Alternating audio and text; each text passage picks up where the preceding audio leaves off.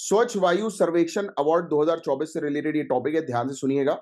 ये बेसिकली जयपुर के अंदर अभी हमें देखने को मिला कि international day of clean air for blue skies मनाया गया, जिसको स्वच्छ वायु दिवस के नाम से हम लोग जानते हैं। तो उसी दौरान राजस्थान के चीफ मिनिस्टर और साथ ही साथ union minister of environment, forest and climate change, इनके द्वारा ये अवार्ड जो है वो प्रस्तुत किया गया। International day of clean air for blue sky जो है वो हर साल 7 सितंबर को ऑब्जर्व किया जाता है। इस दिन पूरे दुनिया भर में एयर क्वालिटी को इंप्रूव करने से रिलेटेड अवेयरनेस जो है वो क्रिएट की जाती है। ये दिवस जो है यूनाइटेड नेशन जनरल असेंबली के द्वारा 2019 में जो है वो डेजिग्नेट किया गया था, और ये फोकस किया गया था कि हमें क्लीन एयर पर टारगेट करना है, क्योंकि आप जान ही रहे हो यार आज की डेट में कितनी ज्यादा वायु प्रदूषण हम लोग को देखने को मिल रही है। और 7 सितंबर 2024 से स्वच्छ वायु सर्वेक्षण अवार्ड जो है वो प्रेजेंट किया जाता है best performing national clean air programme cities को, यानी कि जितनी भी सिटीज है जिन्होंने एयर क्वालिटी को अपना इंप्रूव किया है, तो उन सिटीज को जो है ये अवार्ड दिया जाता है। तो स्वच्छ वायु सर्वेक्षण के बारे में हम बात करें तो ministry of environment, forest and climate change का ये प्रयास है, इनिशिएटिव है, और जिसमें सिटीज को जो है रैंकिंग दी जाती है। वो डिपेंड करता है कि किस सिटी के अंदर एयर क्वालिटी कितनी अच्छी इंप्रूव हुई है, उस आधार पर रैंकिंग दी जाती है।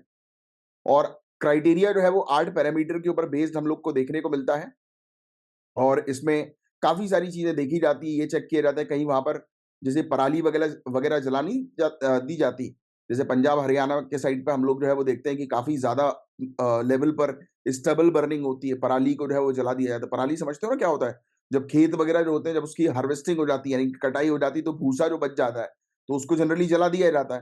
तो कहीं इस प्रकार से बायोमास बर्निंग तो नहीं हो रही, राइट, सिटीज के अंदर सॉलिड वेस्ट की बर्निंग तो नहीं हो रही, जलाया तो नहीं जा रहा म्युनिसिपल सॉलिड वेस्ट को कलेक्ट करके, राइट। रोड में कितना डस्ट है वो चेक किया जाता है, कंस्ट्रक्शन वेस्ट कितना हो रहा है, राइट। गाड़ियों से निकलने वाला, इंडस्ट्री से निकलने वाले धुएं को जो है वो चेक किया जाता है। पब्लिक अवेयरनेस कितनी क्रिएट की जा रही है वायु प्रदूषण को रोकने के लिए, ये देखा जाता है। फिर पार्टिकुलेट मैटर 10 के कॉन्सेंट्रेशन पर कितना इंप्रूवमेंट हुआ है, इस चीज को देखा जाता है, और भी तमाम चीजों के आधार पर जो है वो पूरी रिपोर्ट जो है वो तैयार की जाती है और सिटीज को रैंकिंग दी जाती है।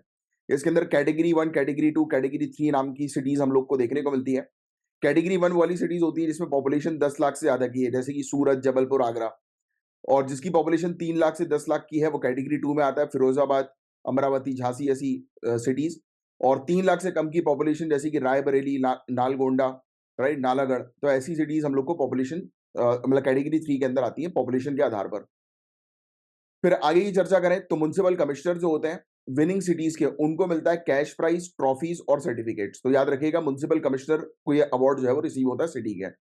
अब आगे चर्चा करें नेशनल क्लीन एयर प्रोग्राम के बारे में, तो ऑब्वियसली गाइस आप जानते हैं कि ये प्रोग्राम का मेन ऑब्जेक्टिव ही नाम से समझ में आ रहा है कि वायु प्रदूषण को जो है वो रोकना, एयर पोल्यूशन को रोकना।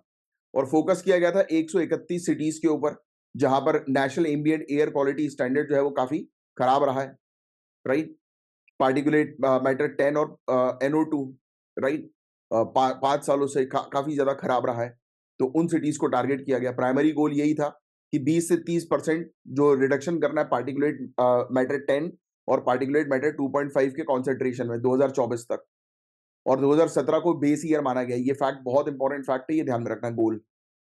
फिर इसके अलावा प्राण पोर्टल करके भी एक हम लोग को देखने को मिलता है, जिसका मेन ऑब्जेक्टिव जो था वो यही था, ये भी याद रखना है कि सिटीज के अंदर रियल टाइम बेसिस पर मॉनिटर करना है कि कितना वायु प्रदूषण हो रहा है। फिर इसके अलावा 2024 तक 51 सिटीज के अंदर हम लोग को देखने को मिला कि उन्होंने पार्टिकुलेट मैटर 10 के लेवल को 20% से रिड्यूस कर दिया, और 21 सिटीज हम लोग को देखने को मिल रही जिन्होंने 40% जो है वो कम कर दिया पार्टिकुलेट मैटर 10 को। ये बहुत अच्छा इंप्रूवमेंट हम लोग को देखने को मिल रहा है। इसके अलावा यहाँ पर गवर्नमेंट ने इंट्रोड्यूस करे हैं काफी सारे इनिशिएटिव, जैसे कि व्हीकल स्क्रैपेज पॉलिसी, आप जानते हैं ये पहले भी हम पढ़ चुके हैं कई बार। वेस्ट टू वेल्थ, तो ये सब इनिशिएटिव सरकार जो है वो लेकर आ रही है पोल्यूशन को रिड्यूस करने के लिए। एक पेड़ माँ के नाम, ये इनिशिएटिव भी सरकार के द्वारा शुरू किया गया, और ये कहा गया कि 100 पौधे जो है वो लगाए जाएंगे इस इवेंट के दौरान, एक पेड़ माँ के नाम के दौरान। चीफ मिनिस्टर जो थे राजस्थान के, उन्होंने 7 करोड़ से ज्यादा पौधे लगाने की बात करी पूरे राज्य में।